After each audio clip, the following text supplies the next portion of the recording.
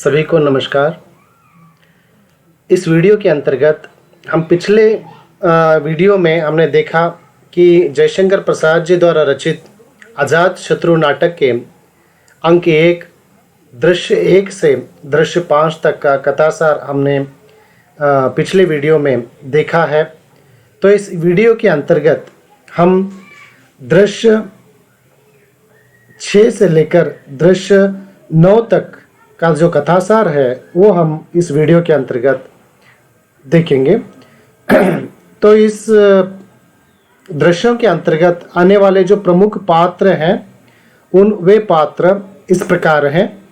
विरुद्धक, जिसे शैलेंद्र डाकू के नाम से भी जाना जाता है, जो कौशल का राजकुमार है। बाजीरा यानी विरुद्धक की बहन है, जो कौशल की राजकुमारी। प्रसेनजीत यानी विरुद्धक और बाजीरा के पिता यानी कौशल के सम्राट हैं। शक्तिमती, जिसे महामाया के नाम से भी जाना जाता है, जो कौशल की रानी है। दासी पुत्री, वह शाक्य कुमारी भी है। बंदुल, जो कौशल राज्य का सेनापति है। मल्लिका सेनापति बंदुल की पत्नी है। सुदत्त, जो कौशल का कोषाध्यक्ष है। तो पिछले वीडियो में हमने देखा कि दृश्य 5 के अंतर्गत हस्तिस्कंद नामक वीणा उदयन पद्मावती के यहाँ से मंगवाता है, किंतु मागंदी पद्मावती के विरोध में, पद्मावती के प्रति उदयन के मन में द्वेष उत्पन्न हो, इसीलिए वह उस वीणा में स्वयं सांप का बच्चा रख कर भेज देती है।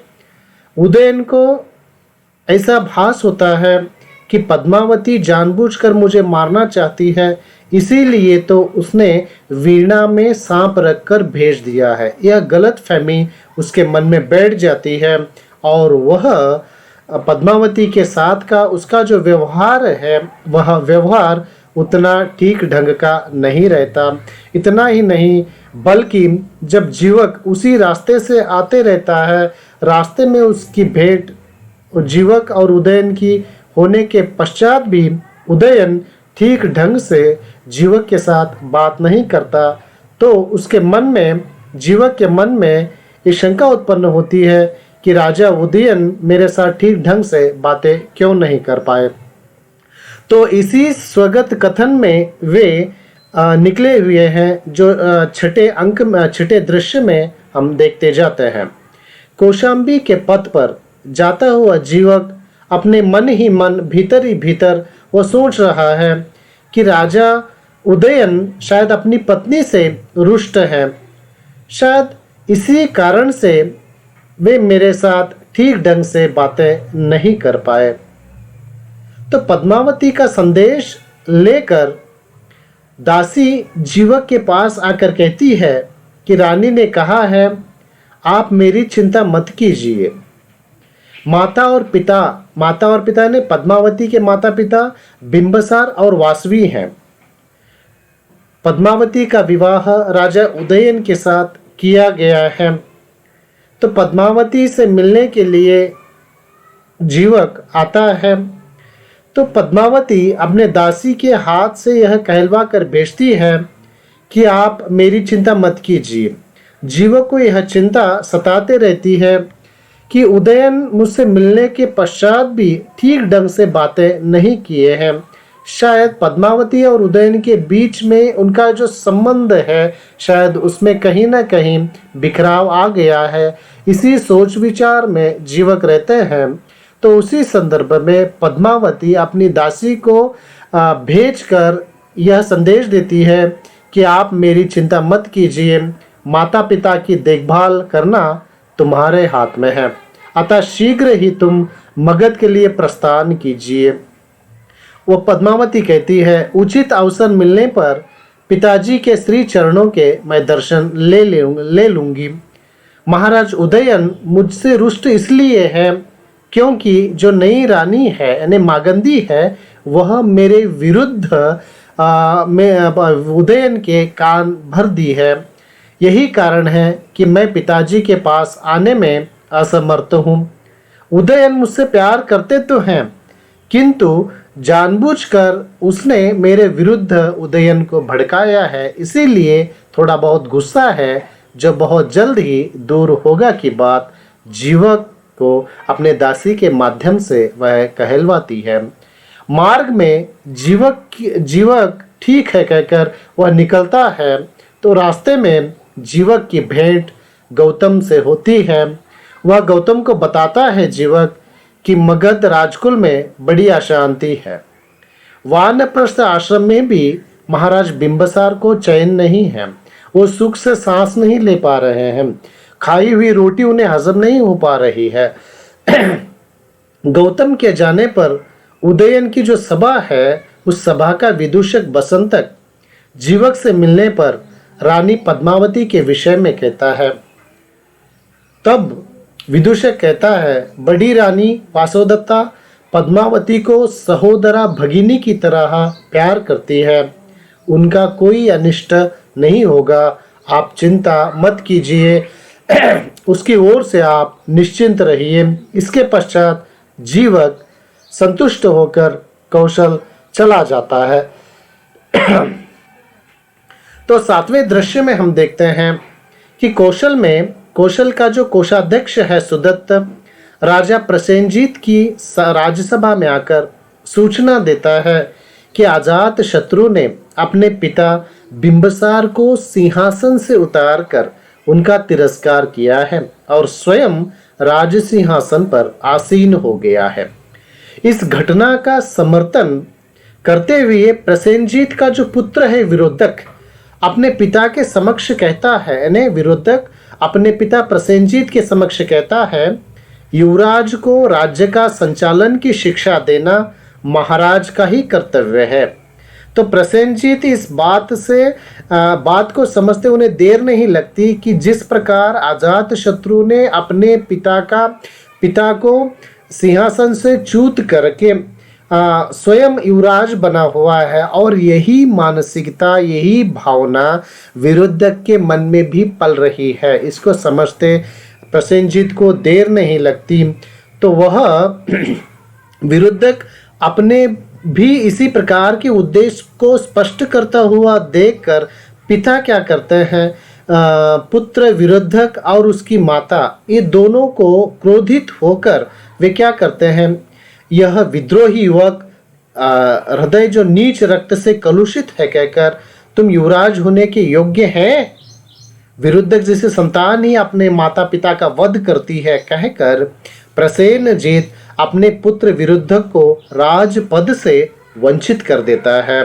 तथा उसे व उसकी मां को जीविका निर्वाह के लिए राजकोष से व्यय देना निर्धारित कर देता है और उन्हें अपने राजमहल से बाहर जाने के लिए कह देते हैं और शक्तिमती बिना उनका विरोध किए बिना कुछ शब्द कहे अपने पुत्र विरुद्धक को लेकर वह वहां से निकल आती है। कौशाम्बी से लौटते हुए जीवक कौशल नरेश की राज्यसभा में वह आता है। महाराज मगध की घटना से पहले ही अवगत थे, उन्हें जानकारी थी मगध में क्या घटा हुआ है, इसकी जानकारी उन्हें थी।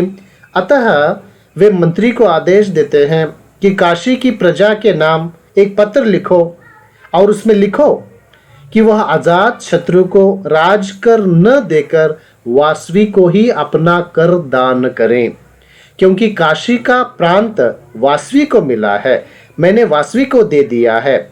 सपत्नी पुत्र आजाद शत्रु का इस पर कोई अधिकार नहीं है। कौशल नरेश का सेनापति बंदुल आकर वह सूचना देता है कि लिच्छवियों को परास्त कर दिया गया है। यह सब आपके ही श्री चरणों का प्रताप है। अब ये विद्रोह करने का नाम भी वे नहीं लेंगे की बात बंदुल राजा को संदेश देता है। तो इस 8वें दृश्य में हम देखते हैं कि आरंभ में विरुद्धक के स्वगत कथन के माध्यम से स्पष्ट होता है, विरुद्धक अपने मन ही मन वह सोच रहा है, अपने मन को टोक रहा है कि वह मल्लिका से प्रेम करता था, मन ही मन प्रेम करता था और उससे वह शादी भी कर लेना चाहता था, लेकिन उस कार्य में वह विफल हो जाता है। जब विरुद्धक मल्लिका का प्रस्ताव प्रसेनजीत के सामने रखते हैं तो प्रसेनजीत इस प्रस्ताव को दुत्कारते हैं, इसका विरोध करते हैं। इसीलिए मन ही मन विरुद्धक सोच रहा है, वह कह रहा है कि मेरा विवाह मल्लिका से न होकर बंदुल से हुआ है। उसकी माँ शक्तिमते उसे उत्तेजित करते हुए विरुद्धक से कहती है कि दासी की पुत्र होकर मैं भी राजा रानी बनी और हठ से मैंने इस पद को ग्रहण किया, और तुम एक राजा के पुत्र होकर इतने निस्तेज और डरपोक हो। मैंने यह स्वप्न भी नहीं सोचा था विरुद्धक। मल्लिका तो क्या, अरे राजलक्ष्मी तुम्हारे पैरों पर लौटेगी।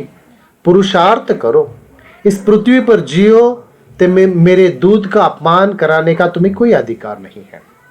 विरुद्धक भी अपनी माँ के समक्ष प्रतिज्ञा करता है, माँ बस अब कुछ न कहो, आज से प्रतिशोध लेना ही मेरा कर्तव्य और मेरे जीवन का लक्ष्य होगा। माँ मैं प्रतिज्ञा करता हूँ कि तेरे अपमान करने के कारण इन शाकों का एक बार अवश्य मैं संहार करूंगा और रक्त से नहाकर इस कौशल के सिंहासन पर बैठकर मैं तेरी वंदना करूंगा। आशीर्वाद दो कि इस क्रूर परीक्षा में मैं उत्तीर्ण हो जाऊं। तो दृश्य 9 में हम देखते हैं कि रानी पद्मावती अपने महल में बैठी कुछ सोच रही है कि स्वामी मुझसे असंतुष्ट क्यों है। वह राजमार्ग पर जाते हुए गौतम को उदास मन से खिड़की से देखने लगती है, तो उसी समय में उदयन का वहाँ पे प्रवेश होता है और उसके मन में यह संशय की भावना उत्पन्न होती है कि पद्मावती के मन में खोट है, इसीलिए वह रास्ते पर जाते हुए गौतम को देख रही है। वह क्रोधित होकर गुस्से में आकर पद्मावती से कहते हैं, हे पपीसी, देख ले यह तेरे हृदय का विष तेरी वासना का निष्कर्ष जा रहा है, इसीलिए न यह झरोका बना है। तो उदयन को यह डाउट आ जाता है, यह संशय आ जाता है कि इसीलिए तू मुझे वीणा में सांप रखकर मारने का जाल तूने बिछाया था, तू डाकिनी है, कहकर वह उसे टोकता है। तो पद्मावती घबरा कर चौंक कर एक साइड में खड़ी हो जाती है और हाथ जोड़कर उदयन से कहती है कि वे तो विष के स्थान पर अमृत है, गौतम विष के स्थान पर अमृत है। जिस गौतम ने सौंदर्य की मूर्ति मागंदी को त्याग दिया, वो हमसे लाख गुना हजार गुना सुंदर थी, वो इसी सुंदरता को उन्होंने ठुकरा दिया है। वे भला हमारे जैसे मांस पिंडों को कैसे अपना सकते हैं। उदयन इस पर आक्षेप लगाते हैं कि तूने मुझे मारने के लिए वीणा में सर्प छिपा कर भेजा था, तेरे मन में मेरे प्रति द्वेष की भावना है, कपट की भावना है, तेरी छलना का दाव अब मुझ पर नहीं चल सकता। तो रानी पद्मावती लेकिन अब तेरा अंत निश्चित है का भाव व्यक्त करता है। तो पद्मावती स्वयं को कौशंबी की राजभक्त प्रजा बताते हुए उदयन द्वारा दिए जाने वाले किसी भी दंड को वह स्वीकार करने के लिए हाथ जोड़कर खड़ी हो जाती है। उसी समय वासवदत्ता वहां आकर इस रहस्य का उद्घाटन करती है कि वीणा में सर्प पद्मावती ने नहीं बल्कि मागंदी ने ही रखवाया था। वासवदत्ता प्रमाण हेतु दासी द्वारा मागंदी को बुलाने के लिए भेजती है, लेकिन मागंदी डर के मारे दासी नवीना और महल को आग लगा देती है, क्योंकि महाराज का सामना वह नहीं करना चाहती थी। यह सब जानकर महाराज उदयन रानी पद्मावती से क्षमा मांगते हैं और यह 9वां दृश्य यहीं पे समाप्त होता है। और अगले वीडियो में हम अजातशत्रु के दूसरे अंक को लेकर चर्चा करेंगे। आज के लिए इतना ही बस है। धन्यवाद।